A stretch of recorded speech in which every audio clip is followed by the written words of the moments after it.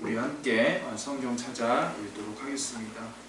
오늘 하나님께서 우리에게 주시는 말씀은 마가복음 3장입니다. 마가복음 3장 20절부터 29절까지의 말씀입니다. 마가복음 3장 20절부터 29절까지의 말씀입니다. 저와 여러분이 함께 합독하여 읽도록 하겠습니다. 예수님이 어느 집에 들어가시자 다시 많은 사람들이 몰려와 예수님 일행은 식사할 겨를도 없었다. 한편 예수님의 가족은 그분이 미쳤다는 소문을 듣고 붙잡으러 찾아다녔다. 예루살렘에서 내려온 율법학자들은 그에게 사탄이 붙었다 하며 또 그가 귀신의 왕을 힘입어 귀신을 쫓아낸다 하였다. 그래서 예수님은 그들을 가까이 불러놓고 비유를 들어 이렇게 말씀하셨다. 사탄이 어떻게 사탄을 쫓아낼 수 있겠느냐? 한 나라가 서로 싸워 갈라지면 망하고 한 집안도 서로 싸워 갈라지면 망한다. 그래서 사탄의 나라도 서로 싸워 갈라지면 오래가지 못하고 망하는 법이다. 강한 사람의 집에 들어가 물건을 털어가려고 하면 먼저 그 사람을 잡아묶어야 한다. 그렇지 않고는 그 집을 털 수가 없다. 내가 분명히 말해둔다. 사람에게 대한 모든 죄와 모독은 용서받을 수 있으나 성령님을 모독하는 자는 절대로 용서받지 못하고 그 죄는 영원히 남는다. 아멘. 저는 개역 개정판으로 이제 말씀을 준비했다는 사실을 먼저 알려드리고 싶습니다. 우리들은 지난주에 제자들을 부르셨던 그 예수님의 그 말씀을 살펴본 바가 있습니다. 예수님께서는 왜 필요도 없어 보이는 그런 모자란 제자들을 부르셨을까요?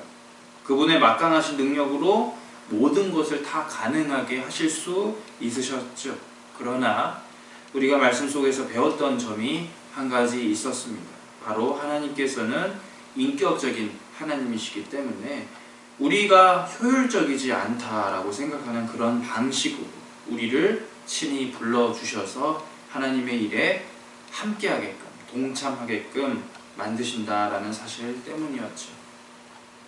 우리와 같이 예전에는 하나님과 별 상관없이 살았던 사람들, 오히려 하나님의 대적자였던 그 인생을 사는 그런 사람들조차도 하나님이 불러주셨다라는 그 사실에 우리는 감사함을 느끼면서 아버지의 은혜를 찬양할 수가 있었습니다. 그런데 그러한 감동의 물결도 잠시, 오늘 본문은 참으로 읽어볼 때에 어이도 없고 심지어는 화가 나기도 하는 그런 본문입니다. 왜 그럴까요? 예수님을 가리켜서 개역 개정판에서는 바알세불의 힘을 빌렸다, 또는 미쳤다, 예수님이 귀신의 왕의 힘을 가졌다라고 이유 없는 가짜 뉴스를 퍼뜨리는 자들이 있기 때문이었죠.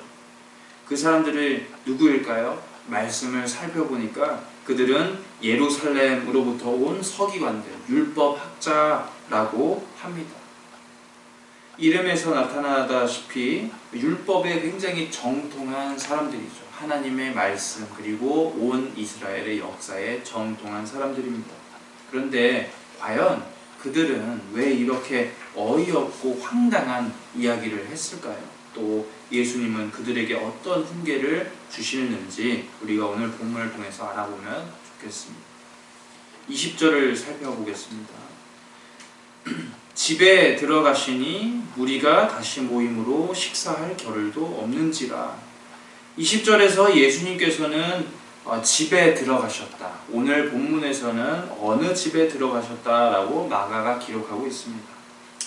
동일한 본문을 기록한 다른 복음서도 제가 살펴보았는데 어느 사람의 집으로 들어가신 것인지는 알 수가 없습니다. 아마도 이 부분은 중요하지 않기 때문에 마가가 언급하지 않는 것이겠죠.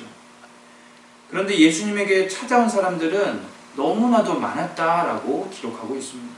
집에 들어가셔서 좀 쉬시고 식사를 하셔야 하는데 그럴 시간조차 없다라고 기록되어 있습니다. 아예 틈과 겨를이 없는 것입니다. 제자들을 부르시고 또 예수님을 따라다니는 팬들, 예수님을 도우는 많은 사람들이 늘어났지만 여전히 예수님은 자신에게 나오는 많은 사람들이 있다라는 사실을 아시고 식사나 잠을 충분하게 청하지 않으십니다.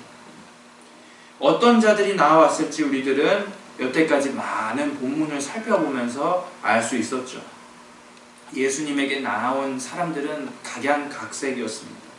죄인, 병자, 귀신 들린 자들, 심지어는 엘리트 코스를 밟은 그런 사람들까지도 다양하게 예수님 앞에 찾아왔다라고 말씀을 드렸죠. 우리는 이 말씀을 읽을 때에 예수님께서 이 땅에 오셔야만 하였던 그 이유에 대해서 한번 생각해 보려고 합니다. 예수님은 과연 이 땅에 왜 오셨을까요? 예수님은 성경 본문에 따르자면은 온 인류의 죄악을 감당하시려고 오셨습니다.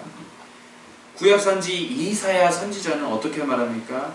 그는 백성들 대신에 끌려가는 잠잠한 어린 양과 같다라고 하였죠. 사도 요한은 성부 하나님께서 이 세상을 너무나도 사랑하시기 때문에 그 아들을 친히 보내셨다라고 기록하고 있습니다.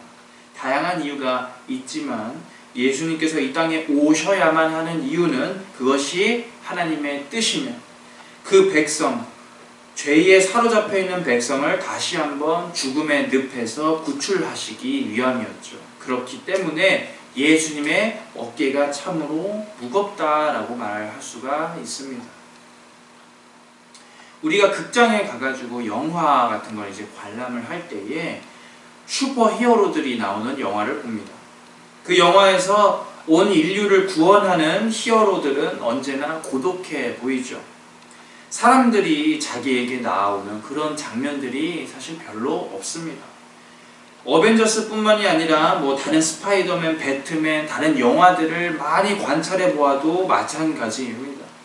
저 사람이 나를 구해줄 수 있는 슈퍼 히어로, 영웅이라는 사실은 알고 있지만 일반 사람들은 어떻게 합니까? 그 슈퍼 히어로의 일을 방해하지 않기 위해서 받고 싶은 그런 사인 요청도, 찍고 싶은 사진 요청도 하지 않죠. 또한 이 영웅들도 이 사실을 잘 알고 있기 때문에 오로지 자신의 역할에만 몰두해서 효과적으로 사람들을 구하려고 합니다. 정말 만약에 이 영웅들이 자신의 인기를 실감하기 위해, 더 높이기 위해서 자기 자신을 더욱더 열심히 홍보하고 자신에게 나오는 모든 사람들에게 다 친절하고 그랬다면 어땠을까라는 생각을 해보신 적이 있습니까? 생각을 좀 해보면은 이 슈퍼 히어로들은 처음 일주일 동안은 참으로 괜찮겠지만 나중에는 정말로 힘들 것이 분명합니다. 어린아이들 막 수천 명이 자기에게 다가와서 사인 요청도 하고 같이 사진도 찍자 하면은 바빠 죽겠는데 정의를 위해서 일할 틈도 없는데 하면서 힘을 쓰지 못할 게 분명하죠. 그렇기 때문에 이렇게 뛰어난 영웅들, 세상을 구원한 영웅들은 조금은 일반 사람들에게는 잔인해 보여도 자신에게 나아오는 많은 사람들을 필요에 따라서는 외면하기도 하는 것이죠. 그런데 예수 그리스도께서는 나아오는 그 많은 사람들에 대해서 한 번도 거절한 적이 없으시다라고 되어 있습니다. 예수님은 온 인류를 구원하실 무거운 짐 그리고 또 무거운 어깨를 가지고 있다 하실지라도 귀찮아 보이는 그 사람들을 절대로 거부하지 않으셨죠. 실제로 어떤 예시가 있을까요?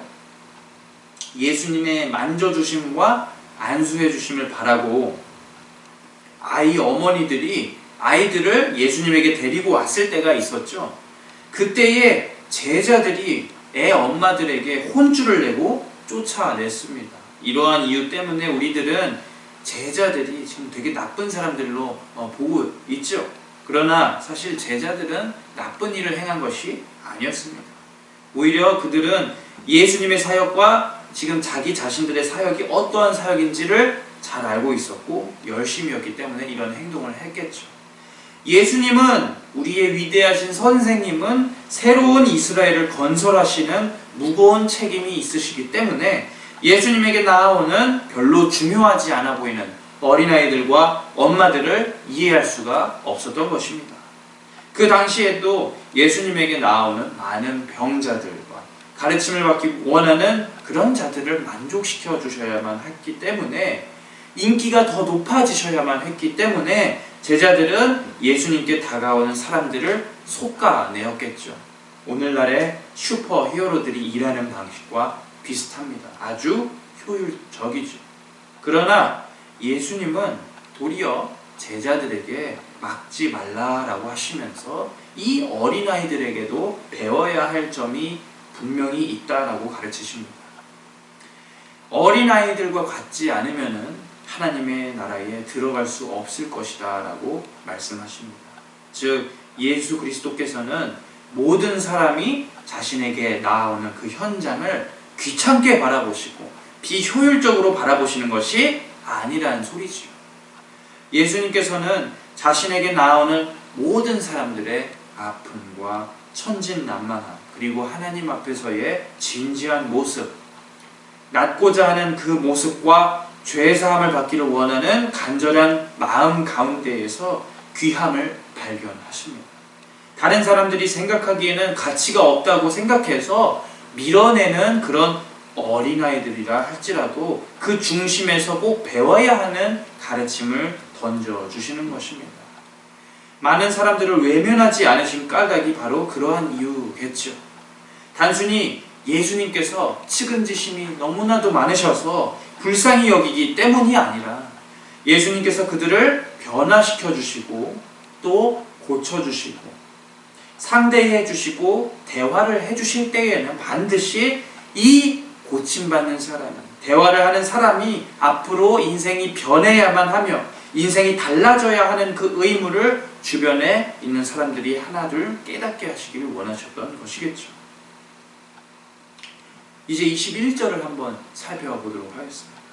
예수의 친족들이 듣고 그를 붙들러 나오니 이는 그가 미쳤다 하밀러라.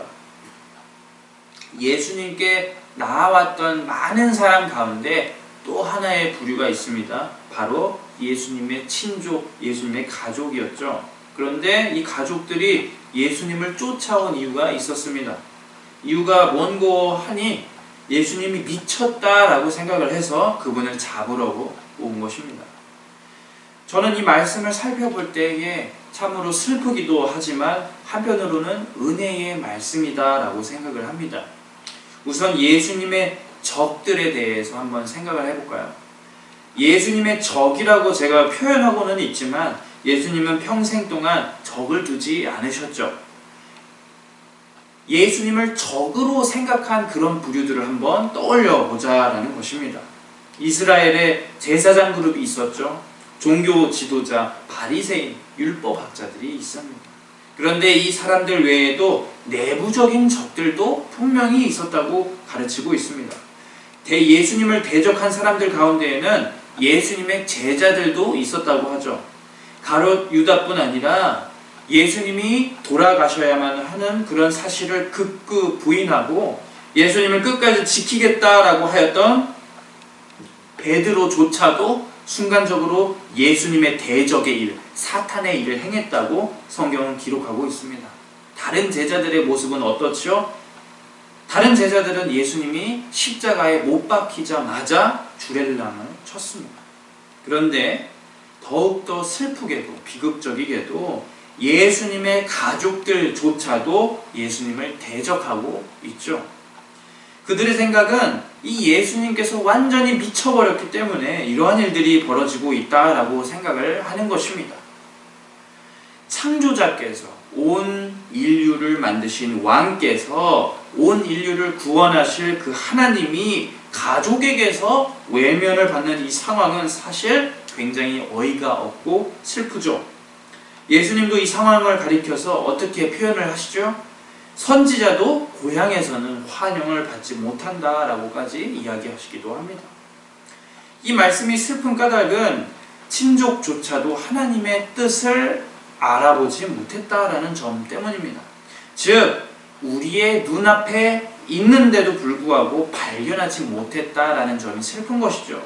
그렇다면 눈앞에 있는데도 불구하고 발견하지 못하는 까닭이 무엇일까요? 바로 하나님을 발견하는 일, 하나님의 뜻을 알아내는 일은 오로지 믿음으로만 가능하며, 믿음은 결국 하나님 아버지께서만 주신다라는 불변의 사실 때문입니다. 즉 이 말씀은 21절은 우리에게 하나의 시사점을 던져주는 것이죠. 교회를 오래 다녔기 때문에, 착한 일을 많이 했기 때문에, 헌금을 많이 냈기 때문에 믿음의 성장이 있다고 생각하는 일이 우리의 착각이다라는 것입니다. 믿음은 여러분들도 아시다시피 시간이 무조건 흐르면 성장하지는 않죠. 만약에 믿음이 자동적으로 시간의 흐름에 따라서 성장하게 된다면은 오늘 본문 속의 예수님의 가족들은 누구보다 더욱더 신실한 자들이 되어야겠죠. 왜요? 30년 동안이나 예수님과 생활을 했기 때문입니다. 그러나 볼 줄 아는 믿음은 하나님께서 허락해 주시고 하나님께서만 성장하게 만들어 주시는 것입니다. 맞습니다. 하나님께서 바로 그 일을 가능하게 하시는 분이죠. 그래서 믿음이라는 것은 결국 하나님을 철저하게 의지하도록 만듭니다. 따라서 이 말씀은 지금 굉장히 우리가 보기에는 슬픈 말씀이긴 하지만 도리어 우리들에게는 은혜가 될 수도 있고 희망이 될 수도 있는 까닭입니다. 바로 우리들이 하나님을 의지해야 한다는 점 때문에 희망적이라는 거죠. 예수의 가족이라도 예수를 이해하지 못했다라는 점은 결국 혈육이었던, 같은 피가 흐르고 있었던 그들에게 구원의 열쇠가 되는 믿음을 주신 것이 아니라는 소리지요. 이 사실을 이스라엘 전체의 역사 속에서 해석해 볼 때에 결국 구원이라는 것은 혈연 공동체, 육체적인 이스라엘 공동체여야만 받는 것이다. 율법을 지켜야지 받는 것이다 하는 그런 생각을 완전히 뒤집어 버리는 말씀인 것이죠. 즉 이제 새로운 이스라엘 백성들은 혈육적이고 율법적이고 사람 중심적인 그 능력을 의지하는 것이 아니겠죠. 철저하게 하나님만 의지해야 한다라는 사실을 다시 한번 깨달아야 하는 것입니다. 결국 예수님을 미쳤다라고 생각했던, 예수님을 잡으러 왔던 그 예수님의 친족들은 어떻게 됐을까요? 예수님의 친동생들은 어떻게 변화합니까? 그들은 결국 초대교회에서 예수님을 믿음으로 고백하는 교회의 우두머리가 되죠. 그들은 진정한 의미에서 새로운 이스라엘을 경험하게 됩니다. 우리들은 따라서 이 말씀을 너무나도 슬프게 바라볼 것이 아니라 새로운 이스라엘 안으로 들어오게 해주신 하나님 앞에 감사함을 가지고 우리의 믿음이 성숙할 수 있도록 하나님께 믿음을 달라고 부지런히 의지하고 기도해야 할 것입니다. 이제 22절을 살펴보도록 하겠습니다. 예루살렘에서 내려온 이 서기관들은, 율법학자들은 예수님의 사역을 헐뜯기 위해서 이 예수님이 행하시는 기적과 말씀들이 바알세불에게서 왔다, 귀신의 능력에서 왔다라고 말합니다. 그들은 왜 이런 끔찍한 말을 한 것일까요?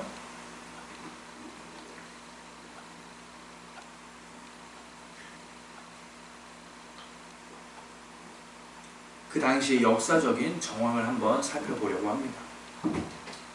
바알세불이라는 이름의 뜻은 어떤 뜻입니까?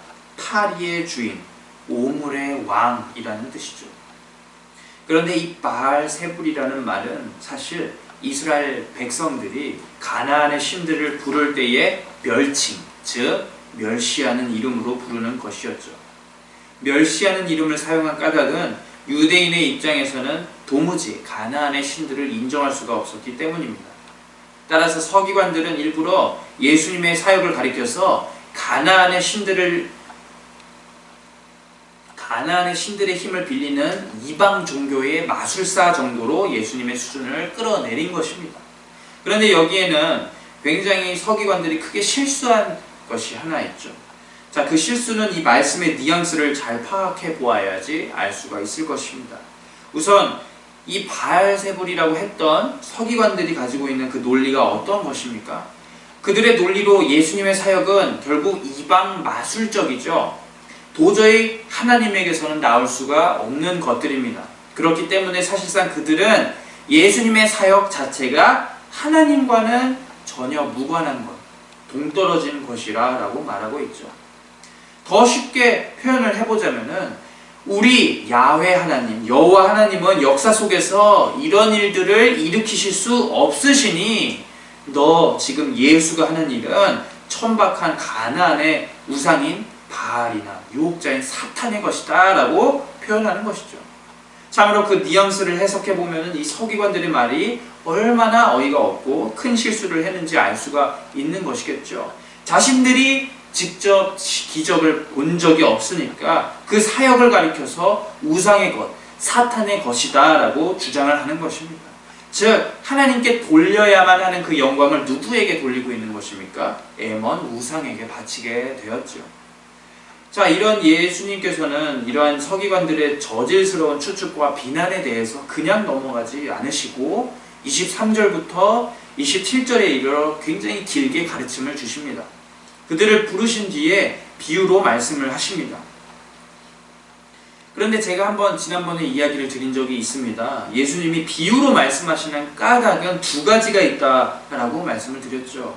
첫 번째 이유는 어린아이와 같이 알아듣지 못하는 자들을 위해서 쉽게 이해할 수 있도록 하시는 그런 이유가 있었고, 두 번째는 귀 있는 자는 들을지니라 하는 예수님의 비밀스러운 이유 때문입니다.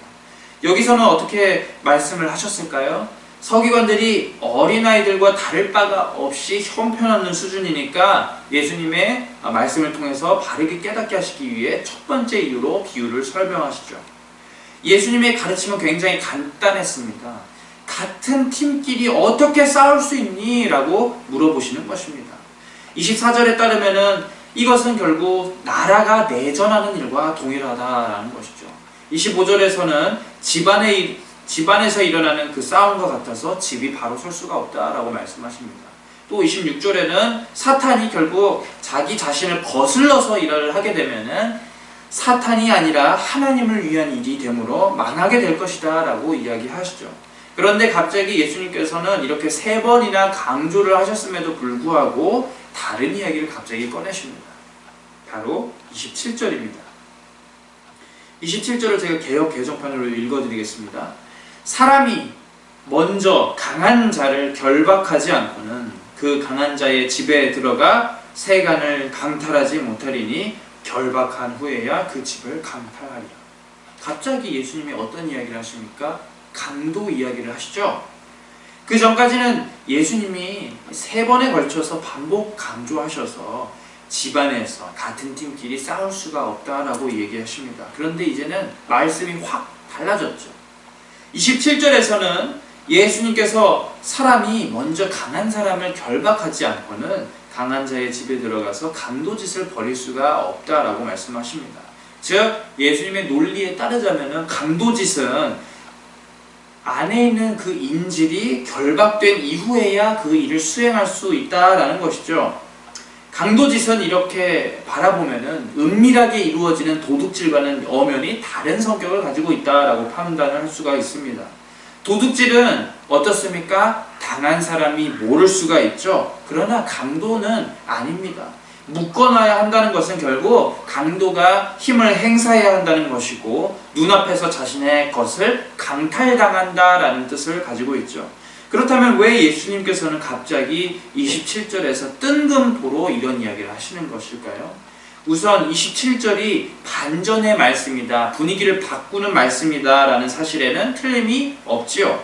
왜냐하면 여태껏 예수님은 스스로 분쟁하는 나라나 집은 있을 수 없다라고 가르치셨기 때문입니다. 따라서 27절에서 강도가 집에 침입하여 상대방을 굴복시키고 수치를 주며 결국 강탈에 성공하는 새로운 이야기는 이제부터 예수님이 진짜로 서기관들에게 하셔야만 하는 이야기라는 사실을 우리가 알 수가 있는 것입니다.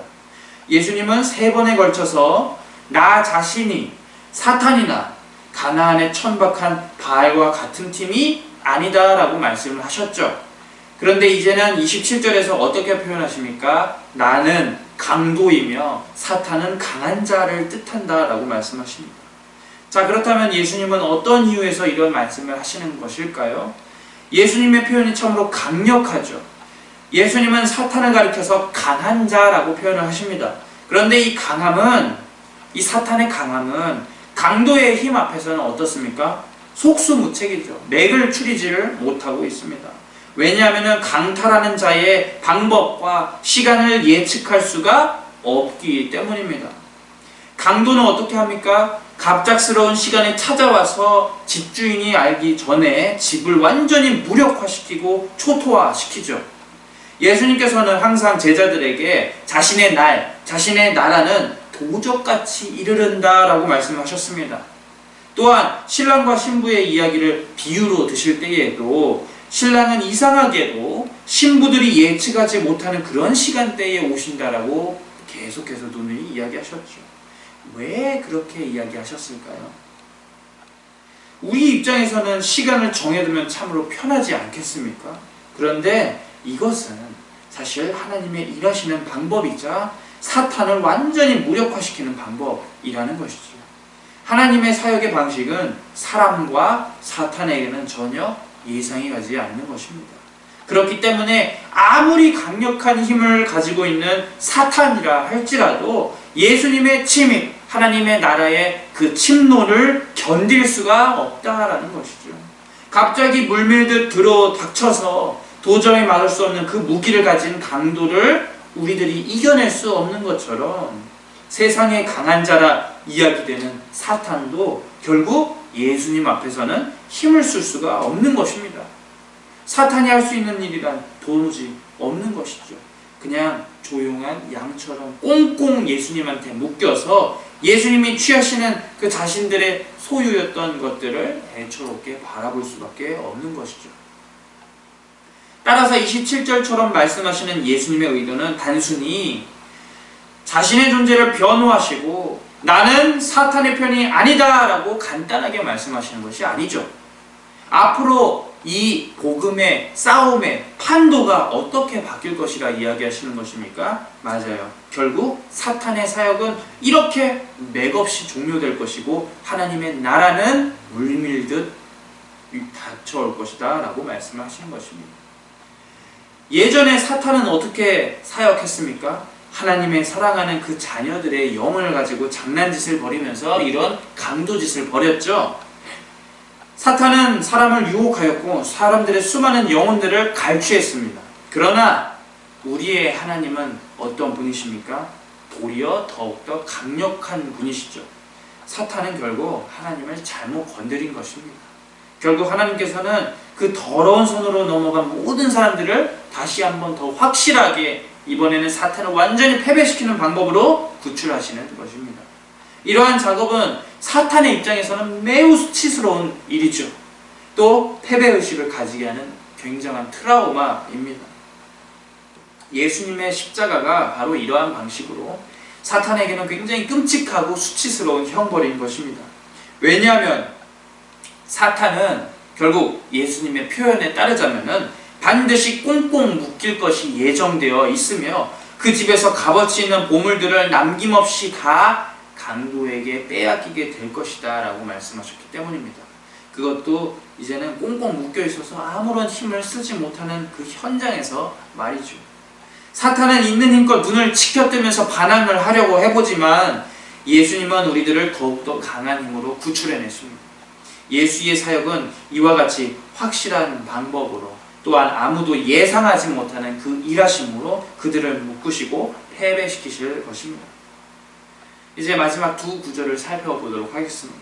28절과 29절에서 예수님이 서기관들의 그 헐뜯는 말을 교훈하신 까닭이 분명히 있다라고 마가가 기록하고 있죠. 왜냐하면 이러한 서기관들의 말과 행동들은 매우 단단히 잘못되었기 때문입니다.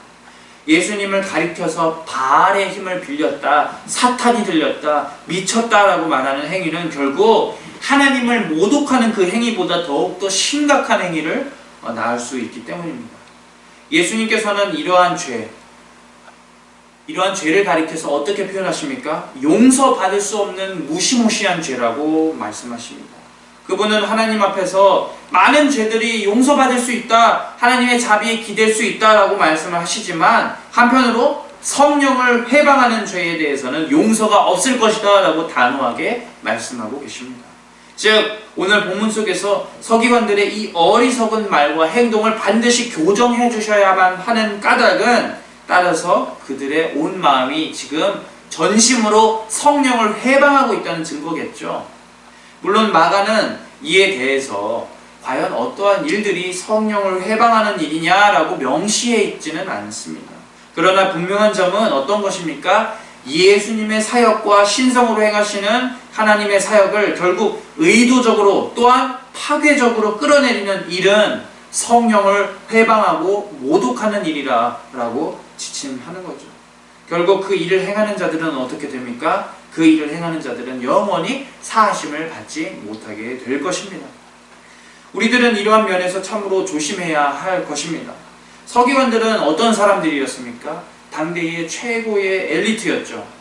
그렇기 때문에 자기들 논리대로 역사를 살펴보면서 야훼 하나님께서 이러한 일들을 벌이실 수가 없다라고 가르칩니다. 왜냐하면 그들의 논리로는 당연하기 때문이에요. 400년 동안이나 하나님께서는 잠잠하셨기 때문이죠. 그래서 예수를 가리켜서 사탄의 힘을 빌린 자다, 바알세불의 힘을 빌린 자다라고 말을 하죠. 우리는 이러한 이유 때문에 서기관들을 굉장히 미련하다, 바보 같다라고 생각할 때가 많습니다. 그러나 우리가 주의해야 할 것은 우리도 마찬가지라는 것이죠. 우리의 마음속에 질투와 분노가 가득해서 다른 교회들이 하는 그런 일들을 헐뜯고 교회 안에서 파벌 싸움을 하고 왕따를 시키며 내가 옳으니 네가 옳으니 하면서 의도적으로 성령의 사역들을 힘껏 방해하고 있다면 우리는 정말로 하나님 앞에서 회개하고 다시는 그러지 말아야 할 것입니다. 그러나 요즘에는 참 이상하게 교회의 풍토가 달라졌죠. 개교회 중심이다 보니까 교회 간에 있는 허물을 들추기 시작하고 서로를 비판하기 시작하고 심지어는 교회 내에서 하나님의 일을 하는 것이 아니라 자신을 드러내고 내가 더욱더 잘났느니 못났느니 하면서 싸움하는 경우가 많습니다. 아까 서기관들이 어떻게 얘기했죠? 하나님이 받으셔야만 하는 그 영광을 사탄에게 돌렸죠. 마찬가지로 우리도 하나님께 돌려야만 하는 그 영광을 우리가 갈취할 때가 있다는 것이죠. 우리는 이러한 현실에서 멀리 떨어져서 오히려 하나님 안에서 더욱더 겸손해야 할 줄로 믿습니다. 그렇지 않는다면 우리는 결국 성령의 힘을 방해할 수 있는 굉장히 무서운 죄를 범할 수 있다는 것이죠. 모쪼록 우리들이 교회 안에서, 집 안에서, 공동체 안에서, 사회 안에서 예수님이 말씀하신 것처럼 한 팀이 서로 싸우지 못하는 것처럼 오히려 더욱더 화목하게 인격적으로 서로 대하고 사랑이 넘치고 하나님만 의지할 수 있는 그런 공동체가 되기를 간절히 소망합니다. 우리가 바라보아야 할 점이 무엇일까요? 바로 이러한 점임을 깨닫고 하나님 앞에서 믿음을 달라고, 그리고 또 우리 주변에 있는 우리 이웃들을 사랑하는 마음을 달라고, 결국에는 우리가 하는 모든 일들이 우리의 영광을 위한 일이 아니라 하나님의 영광을 위한 일이라고 일이 되게 해달라고 함께 부지런히 기도하는 모든 하늘소망교회 교인 되시길 주님의 이름으로 권면합니다. 이 시간 우리 함께 기도합니다. 당시에 많은 사람들이 예수님을 가리켜서 미쳤다라고 하면서 그분을 매도했습니다. 하나님의 뜻을 알지 못한 많은 사람들은 하나같이 의로운 사람들을 박해합니다. 그렇게 핍박받는 이유는 세상의 법칙과 다르게 살기 때문이겠죠. 거룩함을 지키고 하나님의 뜻을 위해 사는 그 삶을 사는 자들은 세상에 의해서 비난당하고 핍박받았습니다. 우리의 그리스도인으로서의 삶도 그렇게 되기를 원합니다. 우리에게서 꾸짖을 점이 있기 때문에 비난받으면 아무 소용이 없다라고 성경이 가르치죠. 마찬가지로 우리들은 오로지 예수님만 의지하면서 의의 길을 가기를 원합니다. 그 의의 길을 함께 가는 그 교회 공동체 속에서 사랑이 있고 또 서로를 사랑하고 보듬어서 함께 나아가는 그리스도인들 되게 해달라고 함께 기도하겠습니다.